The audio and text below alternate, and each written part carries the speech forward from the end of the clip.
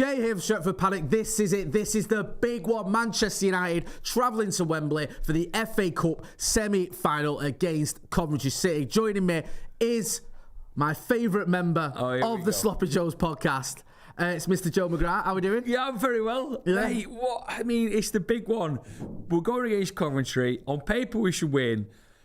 But there's those little murmurings in the back of my head going, I think it's going to be an interesting game, you know. Do you? I really think it's going to be a pretty good, not neck and neck. I think we will edge it, but they'll put us through our paces a bit. Yeah? 100%. Right, well, we're going to get into all that. Before we do, though, there's a couple of things I want you to do. First of all, you can like, share and subscribe. Go and check out Sloppy Joes as well. But also, get your phones out, film yourselves in landscape, giving us your score predictions, and we'll use it as part of our pre-match build-up. Send that to paddockmatchday@gmail.com. 30 seconds, score predictions, who you think is going to score, all that jazz. Let us know. Send it to us, and you'll be part of the channel for the watch-along. Right.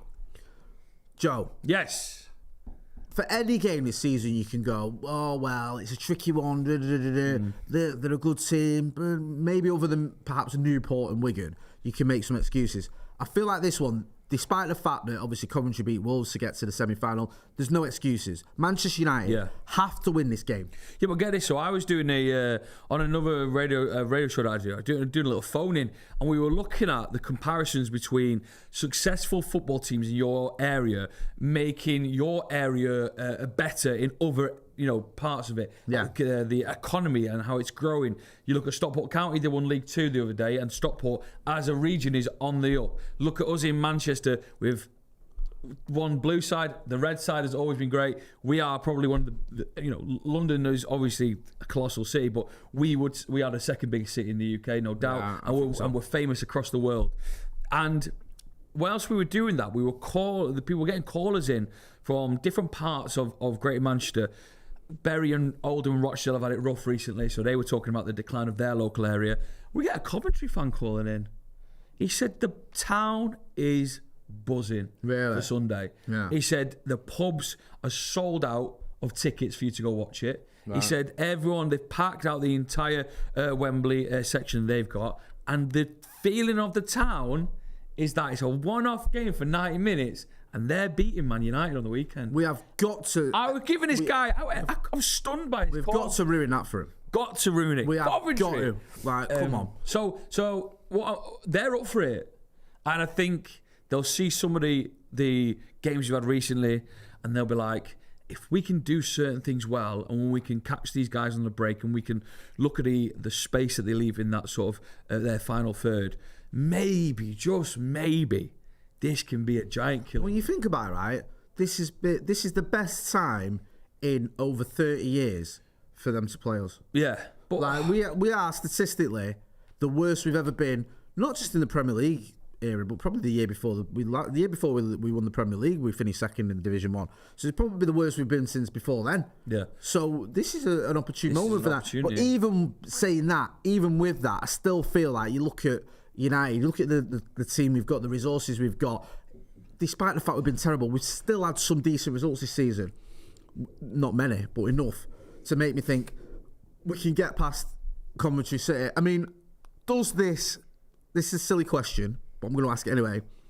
Is this the only way to save our season now? Is this it? Are we all in on this? If we look back at this season, knowing that the FA Cup was won, I mean, it really does depend where we finish. Because FA Cup and finishing ninth sound... I know we'll enjoy the day. I don't care anymore about the league. Because I'm not just saying this, right? I like the Europa League. I think it's all right. I'm not one of them who doesn't want to be in it. Or I'd rather be in the Champions League, but I don't mind being in the Europa and winning it. But there's a part of me that feels like if we're not in Europe next season, it's not the end of the world. If we win a trophy and finish 8th or whatever, I can stomach it as a fan because we've won a big trophy. The FA Cup is a big trophy. Yeah, it is and then if I'm going to put my positive spin on it, it's like, okay, we can go into next season. We haven't got European football. You can go proper all in on the league. It is what's interesting. I'm not saying I don't want us to get Europe. I'm just saying that for me, winning the FA Cup would make it a good season. Well, the last time we won the FA Cup, I believe when Vanguard, do we finish 5th? For the Vanguard season. I can't even remember. We didn't make the Champions League. I think it might have been 6th. We've had a bad end to the season, but you know what? The FA Cup win did give us a little rise to our spirits. Van Gaal's literally sacked. I was late. In the dressing room on it. In the dressing room. It was a crazy circumstance, which I think as United fans, we thought we'd never be in again. No. But you don't know what's happening in the background. Ineos holding their cards close to their chest. What if it comes out that there is already a manager already signed up? 9th place is not enough for Ineos. Yes, the silverware is nice, but they want someone long term who's going to lead United back to glory. It could happen again that even though we as fans think an FA Cup has saved our season, something's already happened in the background that has changed the direction of which the club's going to go in. I'm nervous about that for Ten Hag. I'm nervous for Ten Hag. I think you just don't know what's going to happen with him. Can I say this? Go on, say what you want. If he finishes 9th and we don't win the FA Cup... Oh, he's done. He's done. He don't survive that. No chance. 9th and no trophies. Mid-table and no trophies. If he finishes 8th... And no trophies. Any position in the league without a trophy... apart. Yeah, you're going to say top 4. But is any position in the league, does 6 still keep his job? I don't think so. I think he's got to win a trophy to keep his job. This is it. I think it's it. And it's only 2. What you hear Ethan pissing himself in the corner. This is it. 2.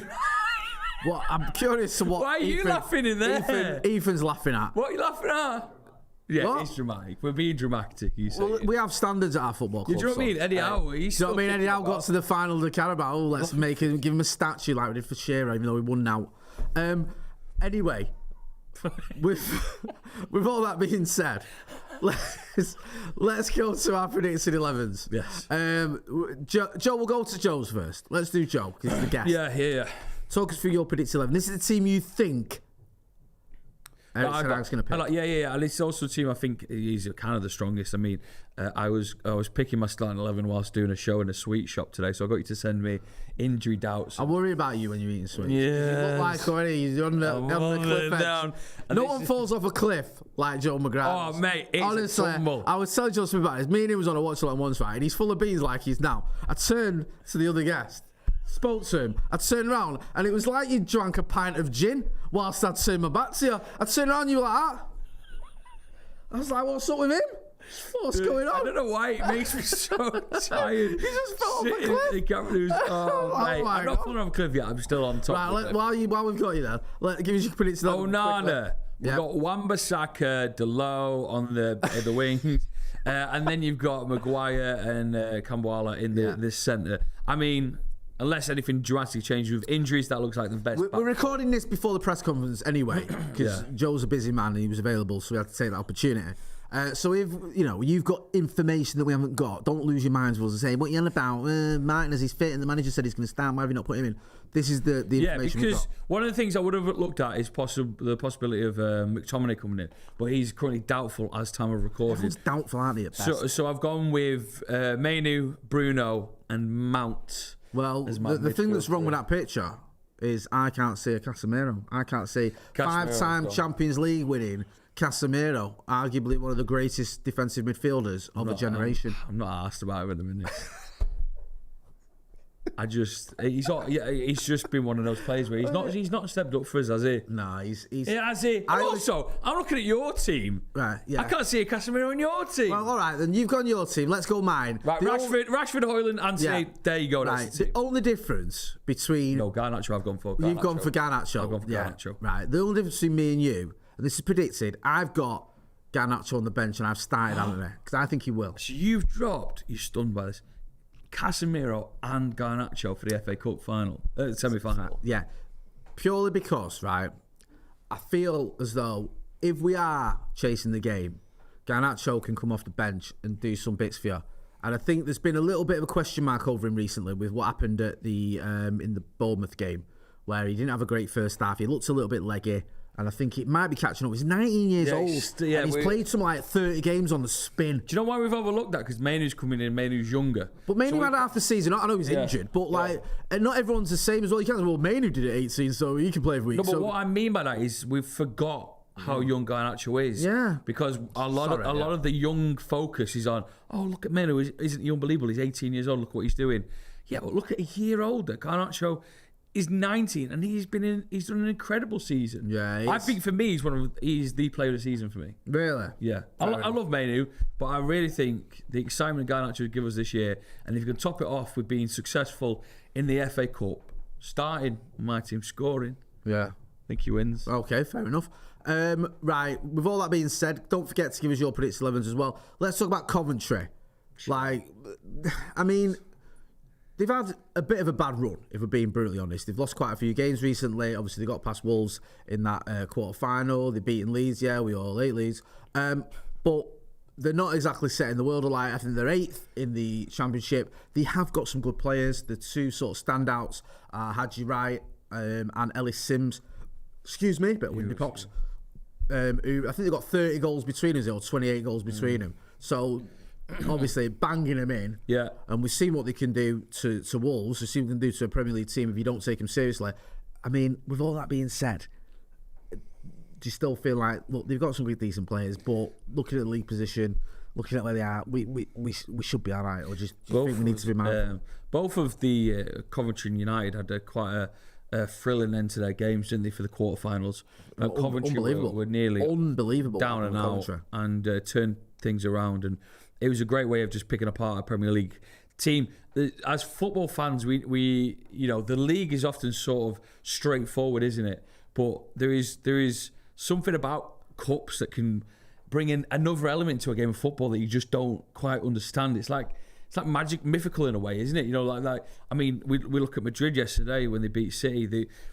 They just got something to do with the Champions League. Is incredible. Yeah. I don't know what it is. They should have been beaten yesterday, but for some reason held on to it and they get a win. And it could be the case that there's something in the water for Swansea. Yeah. And this is their year for the FA Cup, not to necessarily win it, but to sort of go all the way. I think, the stats I had were for the Championship only, so I think they've actually got more than 30 goals between them in all competitions. So fair play to them. No, I know what you mean. And listen, Coventry have got pedigree in the FA Cup. I think was it 1987 they won it. So good year. Listen, was that when you were born? No. I was born in 95, mate. I don't know what's going on in 87. When was the Summer of Love? 67, wasn't it? You're only 20 years out. Anyway, join us next week for more history for the insane. Right, give us your score predictions, please. I think it's going to be tricky, but I think we'll win 2-0. Yeah? Clean sheet, Manchester United. Yeah. You mean that Coventry aren't going to score from one of the 40 shots we give them? Do you think we'll allow them to have as many shots as like an average team gets against us? I think a lot of shots. Really? We love giving shots away. We absolutely stink of giving them a lot of shots. On Friday. Yeah, nice. Like that. I think they'll have some shots. I think they'll score, but I think United will win 3-1. Famous last words. Hey, seriously. I've said it a few times about this game, like we're going to win, and I'm going to get clipped right up if we don't. Joe, where can people find you? Sloppy Joe's podcast. Give us a listen. Good fun. Jay was on it. Mate, I was listening back to our podcast the other day. We ended up talking about the moon. You sponsor an African kid. Yeah. And then when we realised in Arsenal fan you didn't sponsor him anymore. Yeah. And hash browns. Perfect content. Great pod. Go and check out Sloppy Joe's podcast. You know where to find me as well. Make sure you are hitting like, share, and subscribe. We're going to be back for the watch along for the game, the big one, the FA Cup semi-final against Coventry City. Thanks for watching.